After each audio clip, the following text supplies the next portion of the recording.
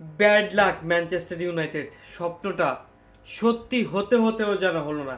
সেই 2014 সালের পরে আবারও ম্যানচেস্টার ইউনাইটেডের সামনে সুযোগ এসেছিল ইউরোপিয়ান একটা ট্রফি জয় করা। ম্যানচেস্টার ইউনাইটেডের রেড ডেভিল ফ্যানদের আবারও একবার চিৎকার করার সুযোগ এসেছিল, glory glory man United, glory glory man United. Bad luck, bad luck.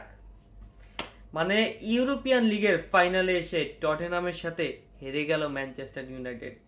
কিন্তু এই ম্যানচেস্টার ইউনাইটেড একটা সময় টটেনহাম হটস্পারকে হেসে খেলে হারিয়ে দিত। তাহলে তখন ম্যানচেস্টার ইউনাইটেড কিভাবে পারত? কারণ তখন ম্যানচেস্টার ইউনাইটেডের রাজা ছিল, তখন ম্যানচেস্টার ইউনাইটেডের ক্রিশ্চিয়ানো রোনালদো ছিল। তিনি একাই ম্যাচ ঘুরিয়ে দিতেন, তিনি একাই ম্যাচ বাঁচিয়ে আনতেন, তিনি একাই ম্যানচেস্টার ইউনাইটেডকে টেনে নিয়ে যেতেন। এটাই হচ্ছে তার প্রমাণ। আর যার কারণে টটেনহাম হটস্পারের এগেইনস্টে হ্যাটট্রিক করার পরে ক্রিশ্চিয়ানো রোনালদো এভাবেই ম্যাচটাকে বের করে নিয়ে এসেছিলেন। আর টটেনহাম হটস্পারের কোচ অ্যান্টনিও কন্তে ম্যাচ শেষ হওয়ার পর সংবাদ সম্মেলনে বলেছিলেন, we lost Cristiano Ronaldo but not man United. আমরা ক্রিশ্চিয়ানো রোনালদোর কাছে হেরেছি, আমরা ম্যানচেস্টার ইউনাইটেডের কাছে হারিনি। অর্থাৎ ম্যাচ শেষে